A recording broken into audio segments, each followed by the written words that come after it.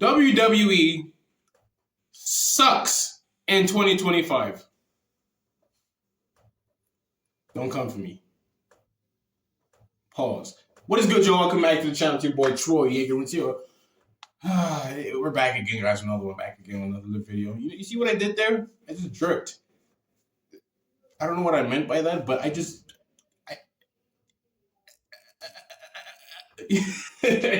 Hey man, I'm sorry, man. I'm coming off with this weird vibe and weird energy. Mainly because of WWE, man. It's making me feel weird nowadays, man. It's like I'm losing my brain cells every time I watch WWE. Not to say that I have, you know what I'm saying? I'm just clarifying. There are just certain things that's been going on. Certain points in WWE that's just been nonsensical. But that's not the only thing we're going to talk about today. AEW and WWE. Creatively, who's had the better year? I believe it is AEW, and I will tell you why. Sort of. AEW's had a better year in creative, sort of. While on the other hand, WWE has had major moments happening in this year alone, but failed to capitalize it, failed to give it a proper conclusion. You know, just all in all, they messed up. They messed up pretty bad. And we're going to talk about the most obvious one, the one that everyone's talking about, and that is the John Cena heel turn. Now, initially, this heel turn was supposed to be done years ago. When John Cena was still in his prime. It was supposed to happen right after The Rock and The Rock feud. You know what I'm saying? And when he lost at WrestleMania, he was supposed to turn then. And it would have given us such a compelling story, but yet Vince McMahon, being Vince McMahon, did not do it, did not pull the trigger. Now, years later, this year, Elimination Chamber is when the heel turn happened. One of the most shocking moments of WWE history. The shock value, the absolute clout, everything about that moment just oozes legendary. But the payoff at the end was just so nonsensical. This has been one of the biggest fumbles in WWE history. And it's to a point where I'm actually seeing as to why Vince McMahon refused to turn John Cena heel. Because of this type of backlash. Who knew? Who knows, man? Maybe back then it would have been well received. But now, the heel turn was just so nonsensical that they decided to pivot and just turn John Cena babyface out of nowhere. A night before SummerSlam. A night before he has to defend the title against Cody Rhodes in the street fight. He had to turn babyface suddenly. Reason being that this heel turn was just so trash was just simply because of, what is it? I wasn't going to say creative, but of course it was creative. But simply because of Triple H, The Rock. I'm not even going to call him The Rock, man. Dwayne. No disrespect. I'm just saying, man. You haven't been The Rock since, bro. Hollywood has taken over your mind, bro. But I'm just saying. Everything was just downright just so insufficient, man. Everything was just not done accordingly. There was no payoff to the whole heel turn. So the whole thing was just for nothing. He had to turn back into babyface just so for collateral damage and all that stuff. Even though, yes, we are glad that babyface John Cena is back. But the whole heel turn was just so unnecessary. Looking back at it, did the heel turn need to happen in Elimination Chamber? No. But all they did that for was just for shock value and for clout, basically. It was just so nonsensical to even do the damn heel turn in the first place. And another thing we got to go towards is Seth Rollins' injury angle. I know you're going to say this. That was probably one of the worst creative plans of the year so far because majority of the wrestling fans did not believe that Seth Rollins was injured.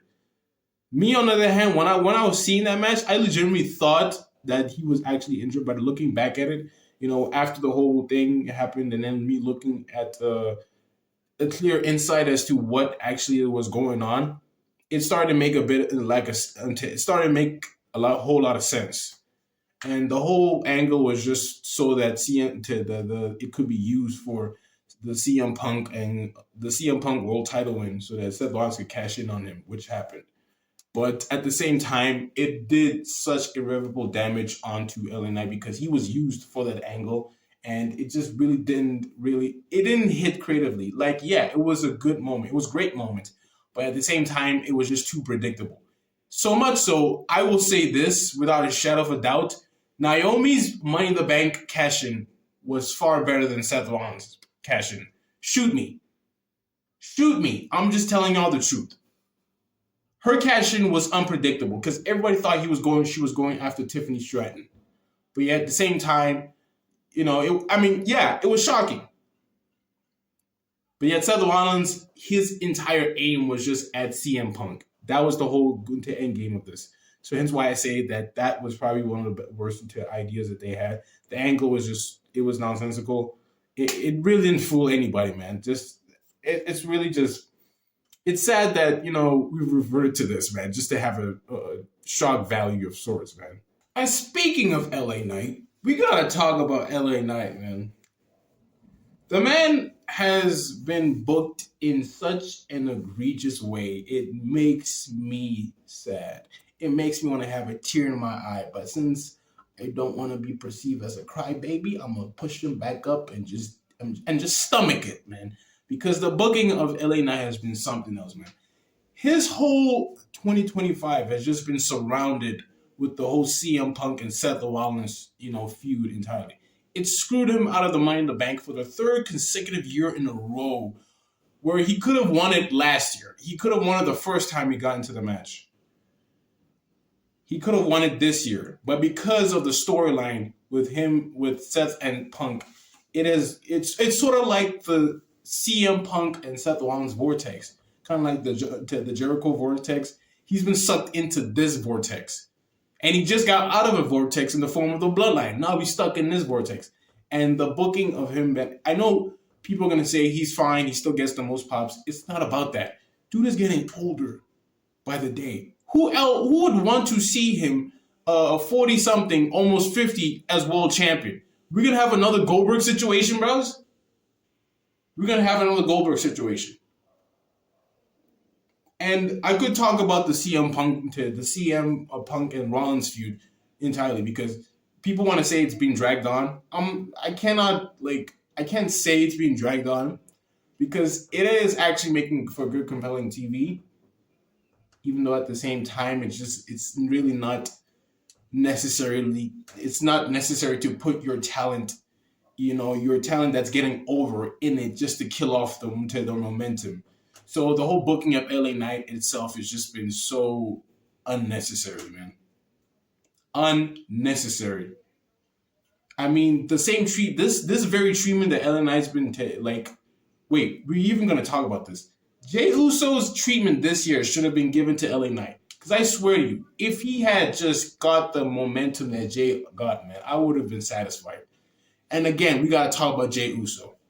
Jey Uso, without a shadow of a doubt, could be top contenders babyface of the year. Because he's had his year, man. I ain't gonna lie to you, this was his year. But creatively so, this was probably the worst aspect, it was just not well rounded. It was not well received. It all started at the Royal Rumble when he won the Royal Rumble unexpectedly. So, I mean, it did add a bit of unpredictability to the Royal Rumble because we can't always have it predictable. Even though predictable is also good, which people need to understand the concept of it. But yet again, people complain about it being predictable. Jey Uso won, then he started the whole feud with Gunther. The whole build was on the up and up. It was good at most. At times it fell a little bit flat. Then we got to the match at WrestleMania. Then Jey Uso won the match and became world champion. Then he went on to have arguably one of the worst world title reigns of all time. Dude defended the title twice. He won it in one match, and he defended it in another match that ended in DQ. Then he lost the match to Gunther, who I'm going to explain. Gunther's booking this year as well has just been something else. I know the recent one with him when he lost the title to CM Punk was just due to nose injury. Even if it was regardless of the nose injury, I feel like he would have still lost. But his booking this year has just been also just nonsensical. You have the man, one of the best wrestlers arguably in the world, tap out to Jey Uso, which, by the way, I get it, it's part of the story, but it damaged his reputation. People are now here chanting, "You tapped out" every single time he's on a promo. And to disregard people that say he doesn't have any character and whatnot, oh my lord, man. I don't understand how people say he doesn't have character when he calls himself the ring general. He's cocky. He's malevolent. He's a dick of a heel. What no character is that? I don't understand the booking of this year, man. It's just so one sided, man. It's so one sided. It's really just gets me all fathom up with Triple H as a booker, man, because he's had two of the greatest years of his entire booking. Not to say it's two of his greatest, because let's face it, man, this version of Triple H is just nowhere near as great as Black and Gold Booker Triple H. Because if that version of Triple H was used for the main roster, believe you me, the booking would have been 10 times better. Hell, we would have never even gotten the John Cena heel turn to begin with. That's just my preference. So it just really it's telling to know that Triple H has reverted to these methods of his, and it's all because of TKO. At the end of the day, TKO wants money, and we're also gonna get to the another controversial thing that they did this year, bro. Crazy. And next, we gotta talk about the controversial decision for WWE is having Brock Lesnar come back to WWE. I will not lie to y'all, man. Like, as someone who looks into deep details, has a mark. This was a very odd decision to make. This was probably the most controversial thing they've ever done. Like, I don't even know since when. But as a fan, I absolutely geeked out, man. I'm not gonna lie to you. I geeked out because instantly my mind went to, okay, they're going with John Cena versus Brock Lesnar. But at the same time, it's like, oh shit, they brought back Brock Lesnar. The same guy who's literally under a lawsuit for SA of a woman, bro. So it was really just such a baffling thing. But at the same time, I kind of see it from I kind of see it for WWE. They're trying to use Brock Lesnar as a money shoot just to like get ahead of AEW, which is, I don't even know if that's just plain old petty. But hey, you want to use Brock Lesnar? When in 2025 we're gonna ever rely on Brock Lesnar? In which year, moving forward, are we always gonna keep on relying on Lesnar? Because he's getting older by the year. He's not getting younger. So y'all, are you gonna keep using him until he's 60? That's when you're gonna guys think he's gonna be a big draw by then. It's so baffling, honestly. It's really baffling, man. So hence I say creatively, man, this year WWE just been dead in the water. But I do understand on the Brock Lesnar situation. I do understand that they're gonna save that match between him and John Cena for a bigger PLE, probably Survivor Series. There's a lot of speculation going there. But other than that, yeah. We're going to move on from that. But wait, I have other things to say about WWE. The release of Karrion Kross has been one of the weirdest wrestling stories of the year. Like, honestly. Karrion Kross has been released from WWE as reported. And now people are saying, is it a work? Are we having just another R-Truth situation? And that's pretty much where WWE put themselves in with this whole scenario, because people are now thinking that it's a work. Because WWE has put them in that mindset ever since the R-Truth situation, where he was legitimately fired from that place. He was legitimately fired from WWE. And then they brought him back because the backlash was so severe. Now you have Karrion Kross, who went through the same situation. Now he's released from WWE. Now people are saying it's probably a work. He's going to come back. Seeing from the reaction from the crowd this past Monday, I don't think that's kind of a thing that's going to... There was literally zero chance of Karrion Kross. At least, I don't know, from my audio hearing, maybe that's probably not the case. Maybe from a different view, there was probably a chance of Karrion Kross. But I don't think it's as big as people perceive it to be. We Want Kross has been trending. And yeah, it's just another thing where WWE just refused to capitalize on the man being over. Even though I still think in ring wise, not he's just not there. I've seen his TNA work. When he was Killer Cross, it was great. But ever since he came to WWE, his NXT run was also great. But ever since he made the main roster, he didn't. He hasn't quite hit the mark. And now he's been released, and it's a damn shame. So creatively, man, this year WWE's just not been. It's not been great. It's not been great. To the CM Punk feud that's been dragging out, rightfully so. I think this might end in bad blood. Probably inside Hell in a Cell. We probably have a Drew McIntyre, uh, CM Punk situation there. But other than that, it's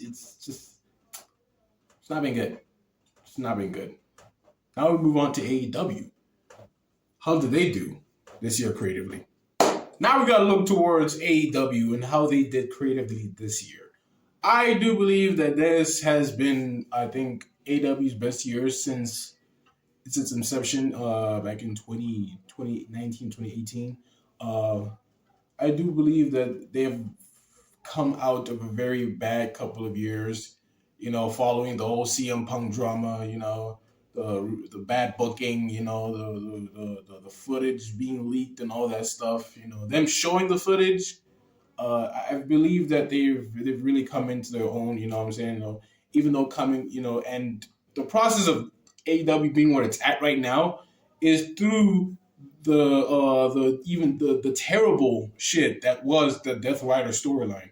You guys don't know, or you probably obviously do know, John Moxley was the previous champion before Hangman Adam Page dethroned him for the title, and he went on to have arguably the worst title reign in AEW history, like bar none. Like the man has had both of the best and worst title reigns of all time in AEW. He's the GOAT, nonetheless, man. That is something you just cannot just pull off out of nowhere, man. But yeah, man.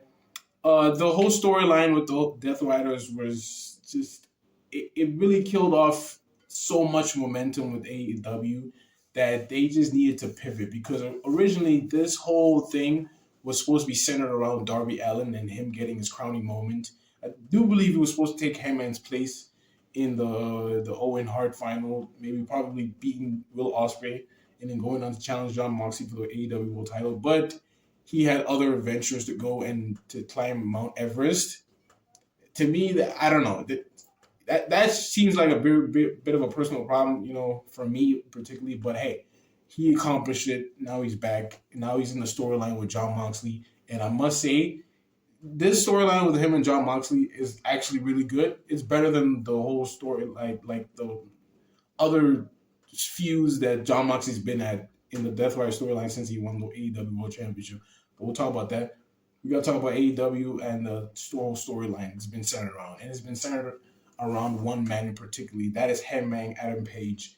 When he went on his 2-year character arc from being the good guy, to being a heel, to being a monster. There's a difference between being a heel and being a monster. Hangman was a monster, and he chose to be a monster. This was his redemption arc in a way. After the whole CM Punk situation and the clean feud that he had with Swerve Strickland that threw him off the edge, that made him to the heel that he was, the monster that he became. Hangman Adam Page went on an excursion after. It started to change right after, Christopher Daniels and his retirement from wrestling. That's when things started to shift apart. And then AEW just became centered around Hangman Adam Page. He became the main character again, and the whole booking of it was just absolutely it was great. It was downright great. And then we move on to All In and the pivotal moment where John Moxley was dethroned for the AEW World Title by Hangman Adam Page in the hellacious acclaimed Texas Death Match. I know that a lot of people, it's just not their cup of tea. Hey, if those people try to criticize those the wrestling fans who love that type of wrestling and all that stuff, then I don't know, man. You just gotta enjoy wrestling as it is. But at the same time, I do see your point. It gets too much, and the Texas Death Match was a bit too much in my perspective. But it was definitely much needed. The story between these two goes way beyond the AEW World Championship. They've been feuding for a better half of 2023, I believe. Yeah, 2023. Yeah, 2023. And it was just there. The writing was there.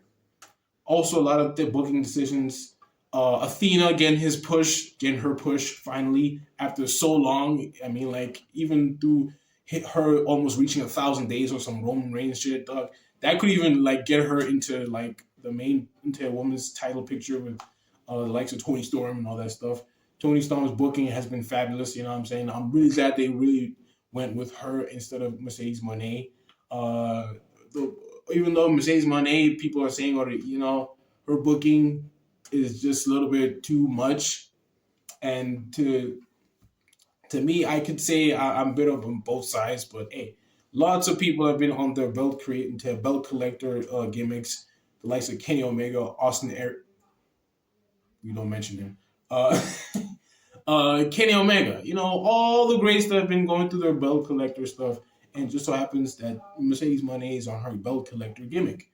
And as long she's been elevating a lot of talent. I cannot even lie to you. She's been elevating a lot of talent, and we just gotta give thanks to her for even doing that. Because whole lot of women would be selfish enough to like not give the woman that they're in the feud with that substantial push. She's been doing that. She did that with what is it, Chris Statlander. Even though she didn't win, she still got out of that feud looking good. Willow Nightingale, Tony Storm, etc. So women's division this year, it's been on the up and up. I cannot lie, it's been on the up and up creatively. But other than that, man, AEW vastly improving. Even though the weekly shows are just reverted back to what it was even before. Hey. The Young Bucks included, man. I love what they're doing with the Young Bucks. Ever since they lost the EVP titles, they've been treated like jobbers. I'm really glad that they're actually giving into the whole joke gimmick and all that stuff, which is kind of funny. Makes for compelling TV at the end of the day. But all in all, AEW's been doing great. AEW's been doing great. Just really hope that WWE tries to pick up its shoes, man, because honestly, if they keep on going through this momentum with this, this bad momentum, then it's not going to be looking good for the next few years, man. Especially with Triple H being announced in the next couple of months, he might leave WWE if that's so true. But other than that, man, WWE it's in a very odd place right now. I'm really hoping they can pick it up. But yeah, man, that's been my thing. It's been mostly about WWE this entire video because the decisions they've been making is just so nonsensical, man. But other than that, man, it's been your boy Troy Yeager. Yeah, man, we're gonna keep this consistency train going. You know what I'm saying? No, hopefully I can get back to the group session soon because the electricity problems here ever since I moved has just been so whack. But yeah, man, thank y'all so much for tuning in today's episode. Hit that like if you need to. Wait, hit that like actually. Hit that shit, man. Turn on all notifications, man. Subscribe. We're on our way to, what is it? We're on our way to 1.9K subscribers. You feel me, dog? On our way to 2K. Let us end the year with 2K, people, please. I'm begging y'all. Subscribe. It's been your boy, Troy Yeager. I'm out. Deuces.